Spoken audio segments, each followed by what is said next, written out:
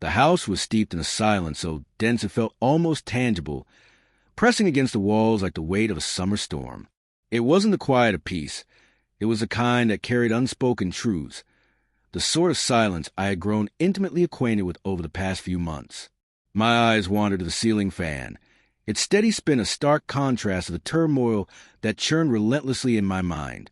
Sarah, my wife of 15 years, was in the shower, the water running over her like a temporary escape from the unease that had slowly settled into our lives. It hadn't always been this way. We had once been the couple people admired, effortless in our connection, easy in our laughter, comfortable even in silence.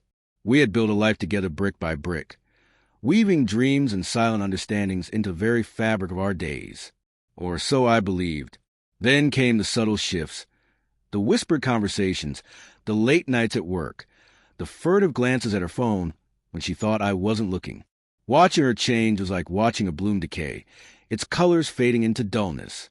And then the texts appeared, explicit, unmistakable, each one a knife to the chest, making my heart feel like a fragile vase shattered across cold tile. I read them endlessly, unable to reconcile the woman I love with the person in those messages. The pain gnawed at me, alive and consuming, yet beneath the agony, an unexpected calm began to form. It wasn't forgiveness, far from it, but an acceptance, a recognition that everything I knew had been irrevocably altered. I faced a choice, succumb to bitterness or reclaim control. I chose control. At first, I didn't confront her. I became a silent observer in my own home, cataloging behaviors, noticing patterns, planning. The anger remained, but it was tempered with calculation, precision I didn't know I possessed. I began by crafting a digital mirage, subtle online profiles, flirtatious but never explicit, breadcrumbs that mimicked the very betrayal I had endured.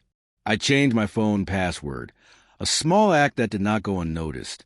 I watched her, noting the flicker of concern, the practiced indifference she tried to wear. Her attempts to mask guilt were transparent, pathetic in their predictability. The day I knew my plan had matured was the day she suggested dinner. I didn't react, only nodded slowly, deliberately, letting her enthusiasm overcompensate for her unease. We went to one of our usual spots, the familiarity making the air almost suffocating. Laughter that had once come freely was now replaced by attention thick enough to cut with a knife. I observed her gestures, the empty routines, the hand touches that meant nothing. "You seem distant," she said, her voice carefully measured. "Just tired," I replied. Later, at a gas station, I stepped out to buy a drink. While she waited, I sent a single text from my phone to an unknown number. "Tonight at 10 o'clock, your place." A strange serenity washed over me, as if a piece of the puzzle had slid into place. Back in the car, the tension was palpable. I placed my hand over hers, mirroring her earlier gestures. She looked at me, eyes questioning. I smiled, a hollow, meaningless curve. At home, the silence returned, deeper and more oppressive. I waited, knowing what was coming. It wasn't long before I heard her footsteps, frantic and panicked, racing into the living room.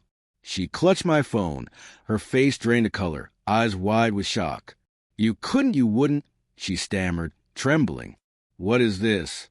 I regarded her not with fury, not with sorrow, but with a clinical detachment, as if observing a specimen under a lens. "What does it look like?"